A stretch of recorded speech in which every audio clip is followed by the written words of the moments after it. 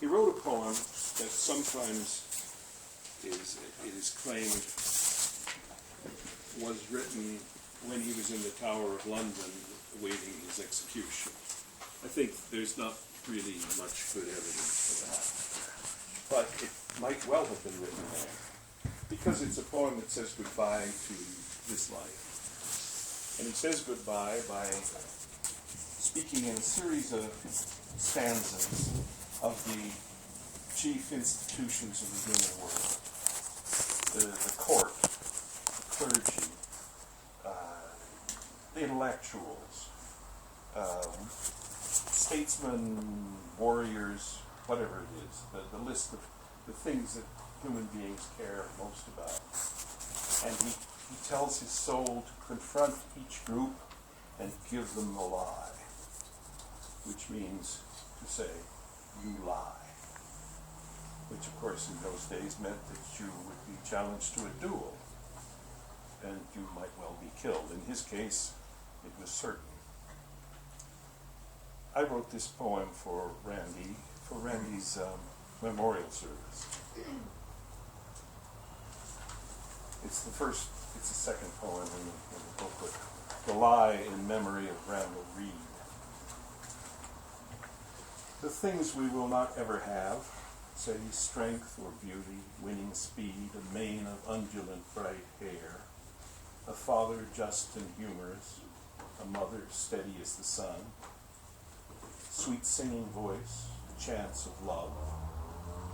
The lesser things we have that go, a tongue so finely tuned it makes amends almost for other lacks, filling the world of common speech with plie, jab, and counter-thrust, like singing, or like love almost. Raleigh had enough of them, the world itself, a queen to boot, a tongue to tell the truth outright in plain ground English to the time, and told it. And the world still burns, inveterate to see, to hear the clear struck tone at Sainte-Chapelle dying in the painted air. The jab in the garden, the crowd afoot to shout, or kneeling, praising there the world's gifts they will never have or keep, all having lacked or lost. Strength, speed, and beauty are not lies, are never wasted on the strong, the quick, the beautiful. The tongue that sings the truth is beautiful, and truth is never wasted. True it is that love is good and dies. The world he scolded burns away, court and church and potentate, beauty, law, wit, fortune, soul itself burns, and the phoenix word time scatters till we burn again to give the world the truth and die.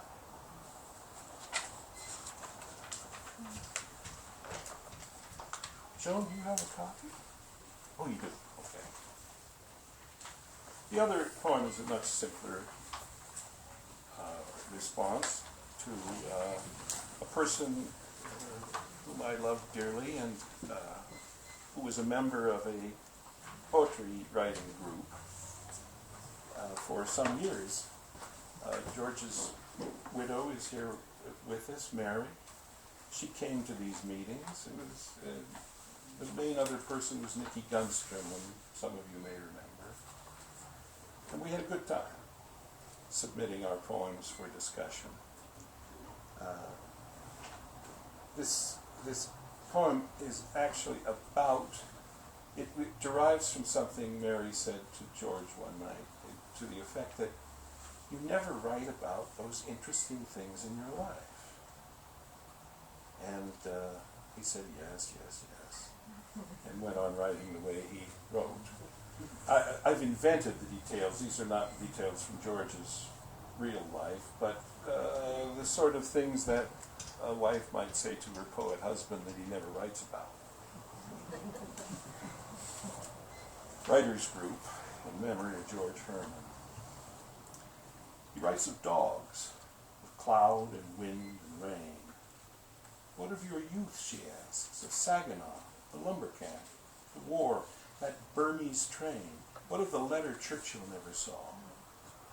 There is so much the others ought to know.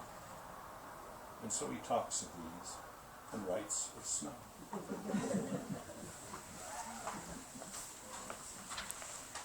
Well, it was those two, Paul and me, who constituted the Panama Beaver group.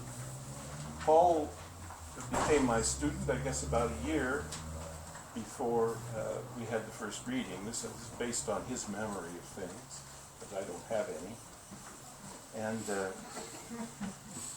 what I remember about Paul in those days was that he was a very tall, thin young man with a little boy perched on his shoulder, walking around somewhat incongruously next to Manzanita Lake up at the university.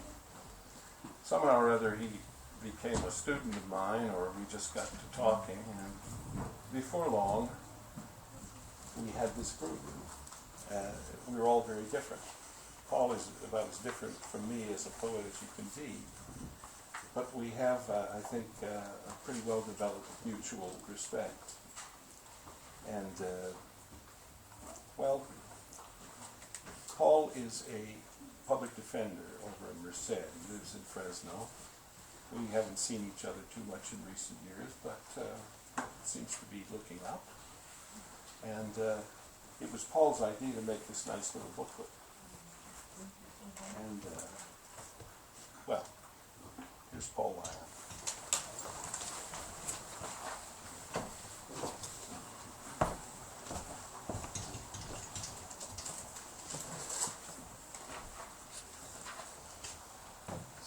Okay, now in the beginning of the booklet is the foreword, which I'm not going to spend time reading,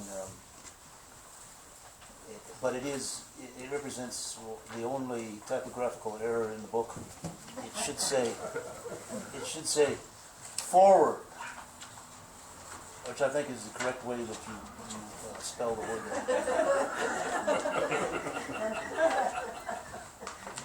Start at the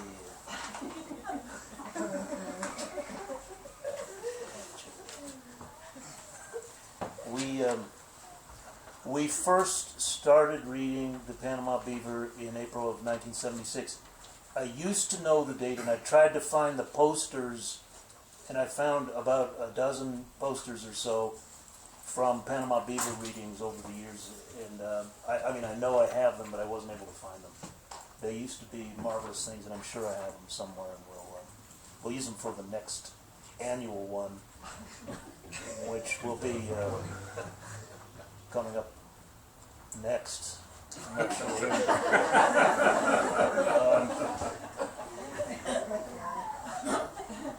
The one part of the foreword I will read is the second paragraph, which you don't have to read along with. You know, I didn't mean for you to have to read along with it and make sure that we say exactly what's in there.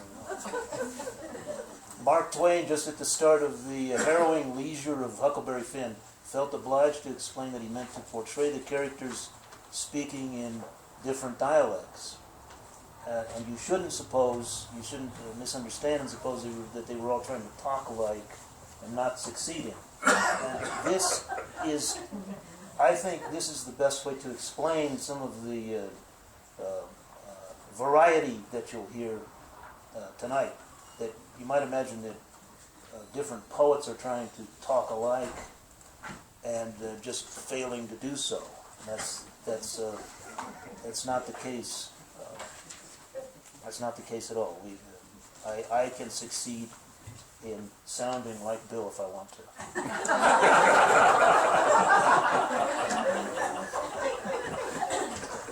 Now this section that I'm going to read has a gap in the middle because, well, it would be too long. We would be here listening to this for probably about an hour. I'm not sure. In the middle of this section, just when it looks like things are getting a little testy and there might be some gunplay, there actually is in the story, and I've taken that out. There's a kind of a gunfight. The gunfight is between a character who was known as Jack Slade, very famous. When he died, they said they put his well, there's a picture of it, I guess. I don't know if the thing actually exists still. They put his hand in a pickle jar and trucked it around the countryside and showed it to people, charged admission for it. And the artifact itself proved its origin. It proved that it came from the real three-fingered jack. Because there he is, the three-fingered hand. The head of Joaquin Murrieta was the other exhibit. There's no way of telling whether that was genuine or not. Now, the trouble that I had with three-fingered jack is that, and Jesse James, the narrator, explains this. You can't tell from the nickname whether he had 3 fingers on one hand. He lost a couple of fingers on one hand. You can't tell whether they're thumbs or not, for instance. Whether the ones that are left are one of them is a thumb, maybe. Or you can't tell whether that's the total number of fingers he had. The other hand missing all of them. Or maybe one on one hand and one on the other. I know, I've seen some construction work. So what happens in the middle of this story is that there's a grouchy guy in here who turns out to be three-fingered Jack, and Jesse interrupts the sort of the tension, and he introduces himself to Jack. He recognizes him, and the two Western legends or frontier or whatever legends shake hands, and the trouble is that the reason it's gotten really tense in the saloon is that there's a spittoon. I should have mentioned this before. There's a talking spittoon.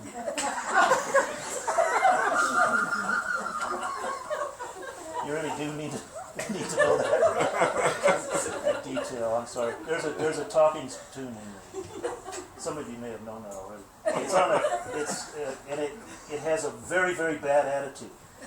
Well, you can imagine, on account of all the stuff that's regular thrown in its direction, it has a bad attitude. And when a stranger comes in, it mouths off. It says nasty things. And I'd find out about a fellow before I bought him a drink. And Jack looks down and he says, "What? Did you swallow something that didn't agree with you? What's the matter with you?" And he is about to shoot the spittoon, which is going to be a very dangerous thing to do because it has this acidic solution in it. Part of its bad attitude is if you drop a coin in it, for instance, it'll dissolve. And if you shoot it, it's going to leak all over and spray all over the place. So Jesse introduces himself. And when Jack reaches over to shake his hand, and again, I don't know which hand that is, or how many fingers, he drops his knife into the spittoon, and then he reaches to get it, to retrieve it, and he puts his hand into the spittoon. And he loses a couple of fingers by doing that. And that's how he got his name. The spittoon is then booted out of the door and rolls down the street, and they take it to a doctor, and the doctor fits it out into what was eventually a complete robot. It starts as just, I guess, the head, and then eventually becomes a companion in the gang, a member of the gang. Called the spittoon. I'm sure you've heard the story before. So, amongst the rationed concubines of the Orient, soothed by alien traditions, temperance at the gorged head of glut will oft appear in the guise of a type of delirium, gussied grandees and soirees, and all such opulent characters at their own apples fagged. You get modesty in a volcano once it's blowed its brow.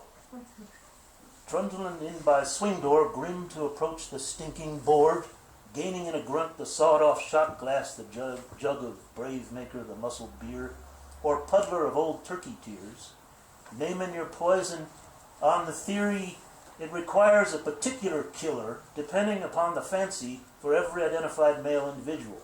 The order barked short at the angry employee, and slam on the counter a dirty coin like you was bashing a bug, then throw the coction into your throat as if you can't be harried with the ceremony of working up a circumstantial swallow, and frowning all the while like you're 2 inches from bad news. This, though you don't know it or you foreign to the region, is the comfort of a pleasure. Orders was placed for samplers of diluted proofs on the premises of bark mash, bug juice, hog butt, and Tennessee parole violation. For rot gut, neck bender, and Korean fish drop boiler makers, for boot cleaner, feeble tree, kidney paint, and runt smear. For old wagon, little brother, and Peach Creek delinquent, there wasn't much neglect. For sheep dip, dead man, felony, and knuckle drip was orders taken. For maniac, chicken nose.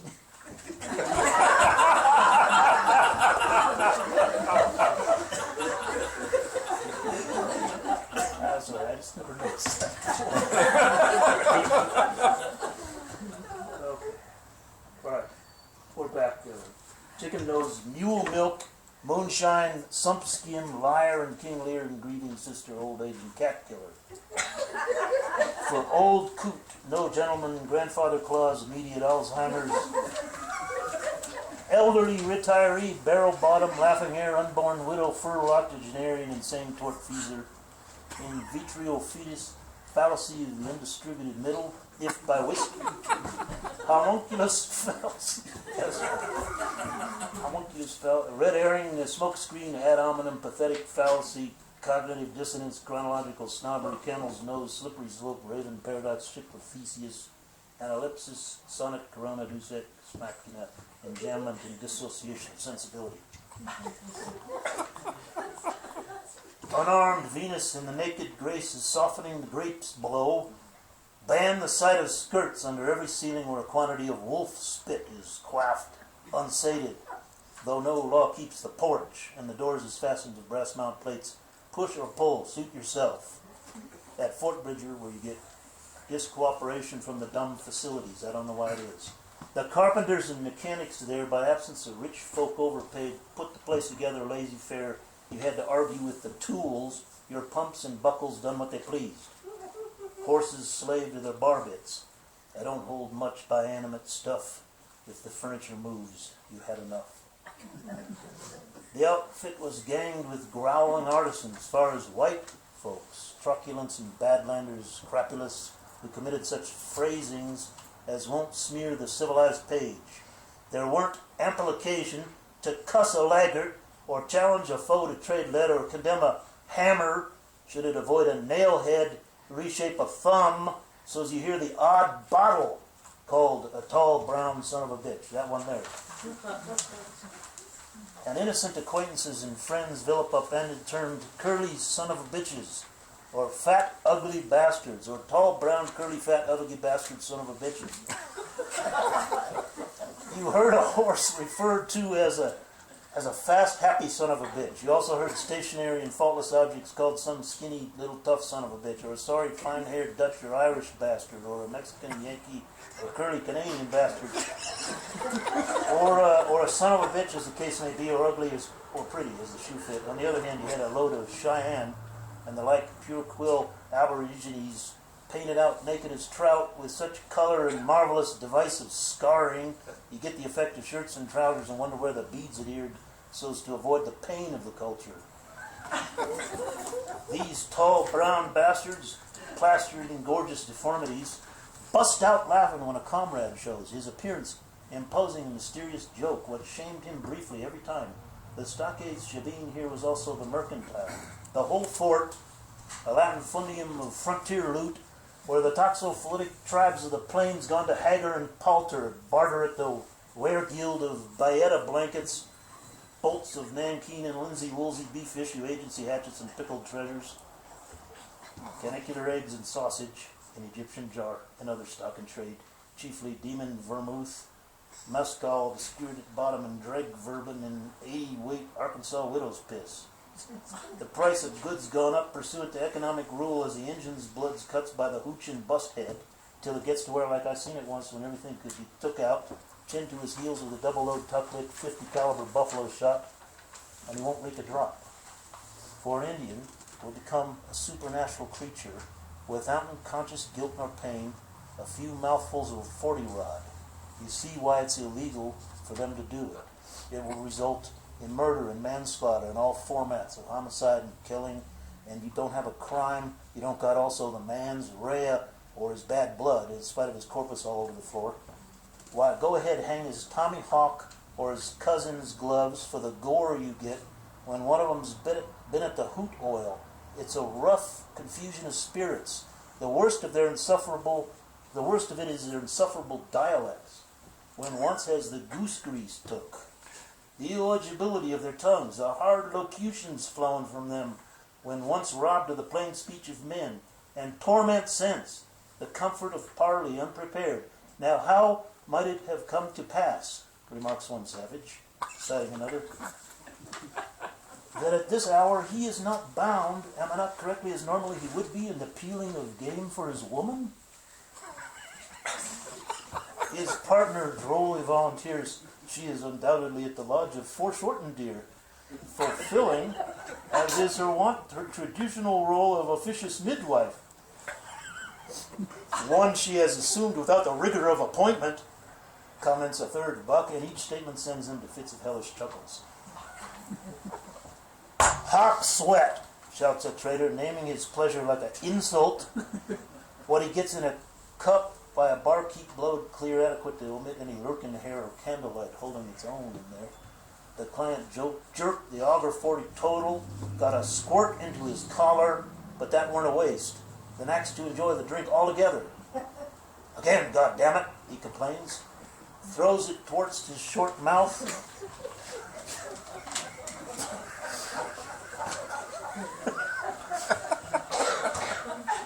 Them short brown son of a bitches most tie on the whole bear for you.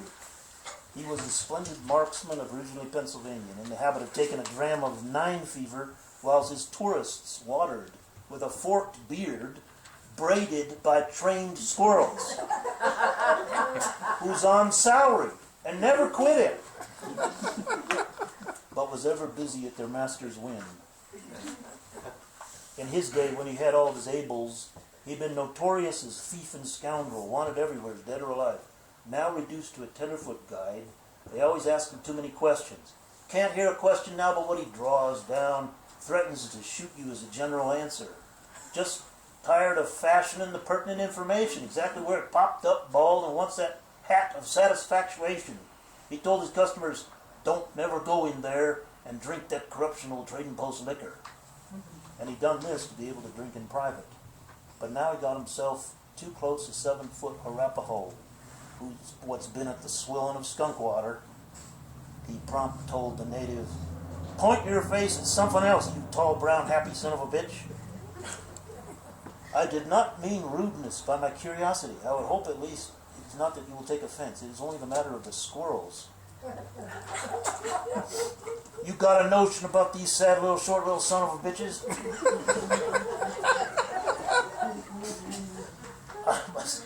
I'm astonished by their persistence.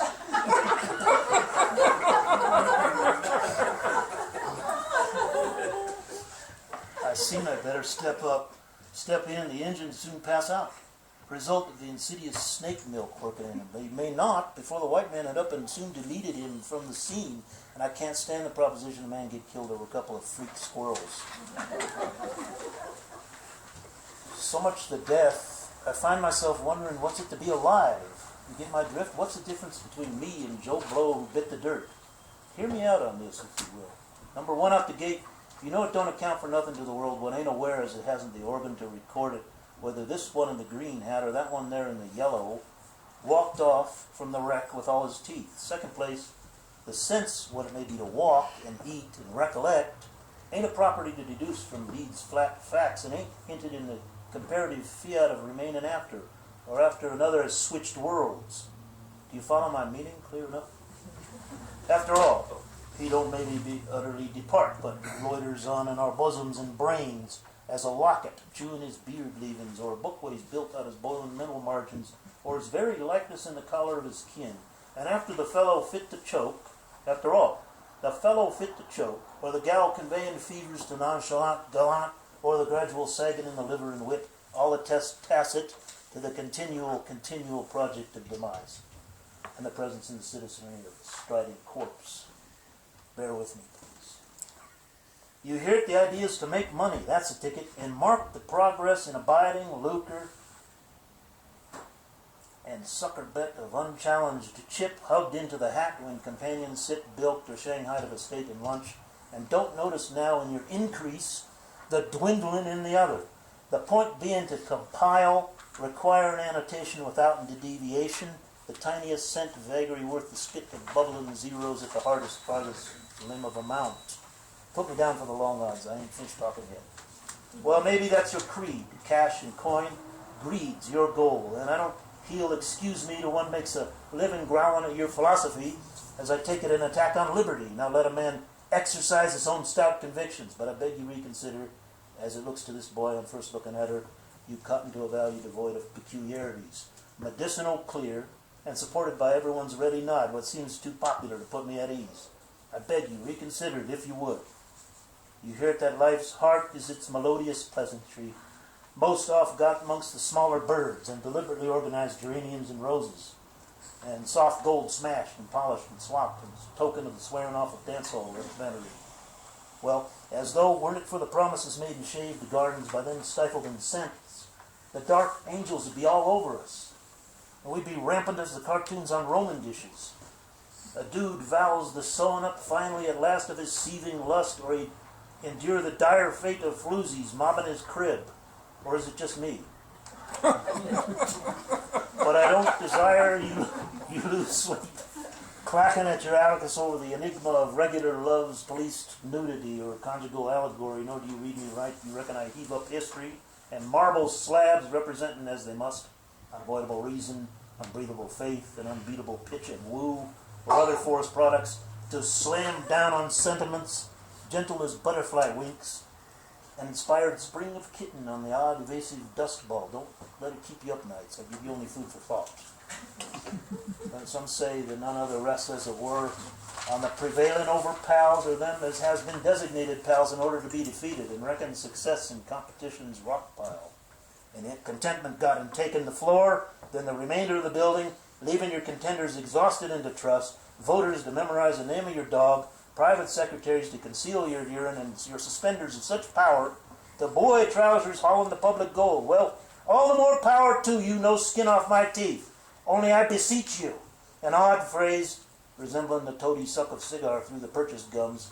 I beseech you anyhow. I got something to say of this. When you're at the official lynching of offenders, having steered by their futile pleas of their own insanity, illiteracy of their lawyers, the judge's indigency and positive fingernail identification, or while you're lawfully enlisting swart rubes to butcher villages and whistling regions, potent at the growing of 3 years of corn in as many years, or as you're at the hiring your sister, your cousin, granddad, or niece's landlord to be ambassadors to where the fuckistan and out of Kansas. Exchequers, the Bureau of Innocent Affairs, Associate Grand High Muckamuck Plein Air of Auxiliary Veterans of Central American Adventures, rustlers of coal oil, in the pay of bankers with gland affections, and in general at the task, representing everybody, including yourself. Don't put me down as sponsoring, by defiant exercise of the common weasel, whatever it is you're up to on my behalf. Pass on the bet. If it's something was done for my own good, I'll do her myself and save a wad. Set off your champion hoss for a shift. Give yourself sabbatic, your poor animal relief. Put your feet in the stove. Give a bushed old fence kisser here the politeness of your ear, the charity of your paws. I mean no advantage nor insinuation. It ain't at all what you think is all. I tell you, set by with me at the supper of speculation, or name it an enjoyment, customary adventure, supposition of bounties.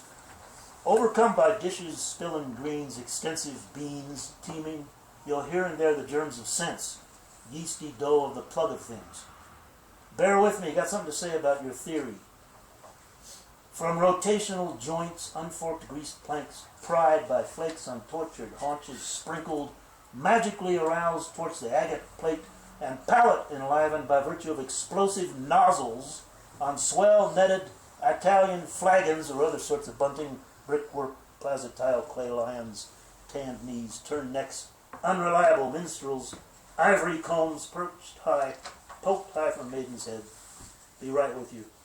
Articulation of wagged fans, looted Burmese partition, sandwiches, losing oily olives, beers expressing excessive clam and fluff of scarum, the German fluting and baronage insignia, complicated locks, half the dowry cask's precious weight, inner-built mistresses, perverse cordage of bodice, pin box, generational Russian dolls, the interlocutors each decked out in peasants' dresses, individually useless ukuleles clawing, rack like a rack in King Arthur's arsenal of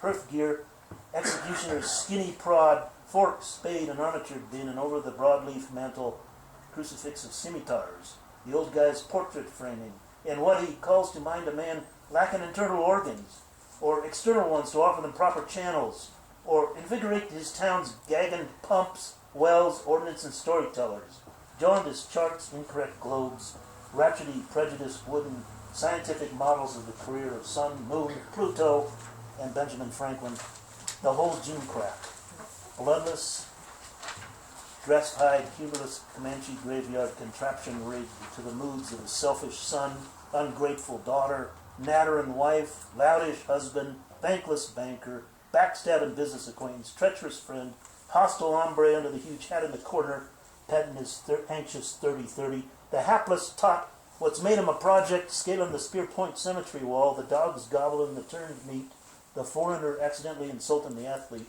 the ashtray you can no longer read the hotel into the smoldering scum, the abandoned keyboard, rail yard lever locked in rust, dead apple heaved at a briskiest bonnet, evil scissors relaxed in yarns, pencil gnawed to an icon, cigar crooked and soaked to a tit, sentimentality of an original tooth, serious equipment of lateral tine, scooped half hairline blade, corrugate bucket board, hogshead bung, butterhorn bagpiper udder, water closet chain, dorsal undifferentiated tuning fork, clock spiel, infinite motion and spring eaty, mighty mo, whatchamajig. It ain't at all what you think. It's more, and more than that. My time's overtaken and the creasy valises around my knees. My belly bellows when I'm kissing in smoochy smooch and affecting fictitious serenity. Bad art of pet and cajole, climb, slam, bam, grateful ma'am. My molars is chalk corrosive skulls. My joints crack like bamboo mats. My emotions is swampy. My social credit flimsy as glue made of milk and hope. But I recognize the surface and murmurings of butter, lichen, cataract, suede. I dearly adore the copper sputters carrying the gossip. The mechanic's deft sketch in the dirt, showing the customer the tragedy involved in his diseased cam, widget, gizmo, rhythm. The sergeant pointing to the hill with a cigarette. We're here. They're there. The gadabout maverick rebegun unfinished falsetto whistle when the cop keeps municipal vigilance. I love the stone leaves, permanent over the shrank privates of lumen ludicrous, interlit popes, goddesses, heroes, presidents, pathfinders, and communists. The passels of parasols on the beach like gigantic clams arrayed. The spill of stitch, stupid, stingy, stunned, stoic soapheads, perennial patrol in the city walks, munching magazines. Take me the long way around, Mose. Aim the toe, sight, nose, and soul to arabesque excessiveness and unplanned doings hopelessly accrued, compounding debt, engorgement soakingly immerse me. Hear me out again.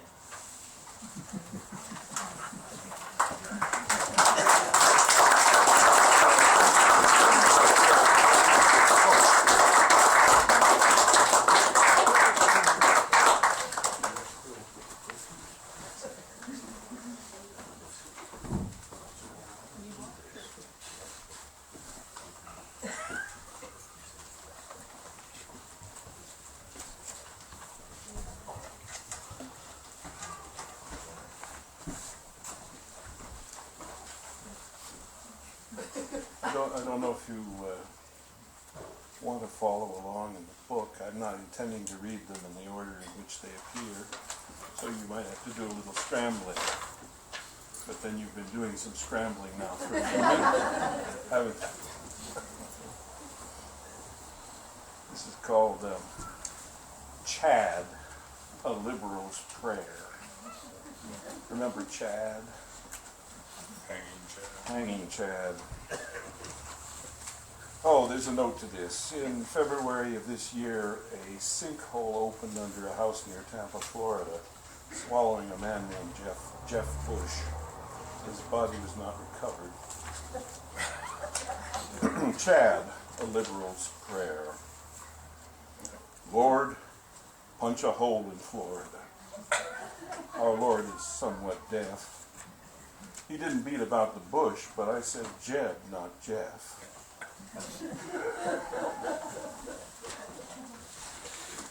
Thank you.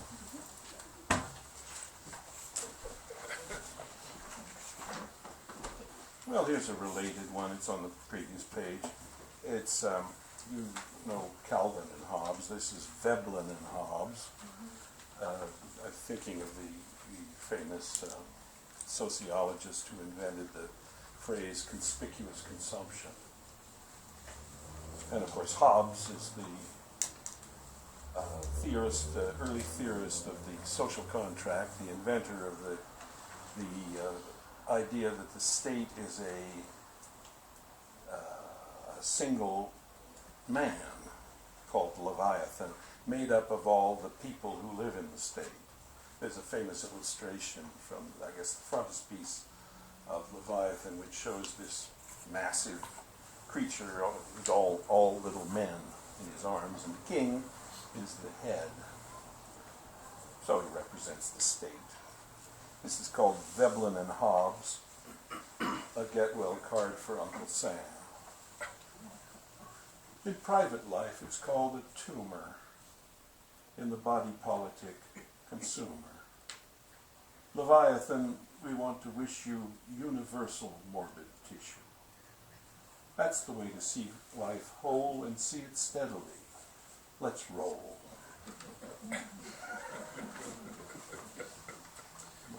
Perhaps I'm a little preoccupied with the Bush family.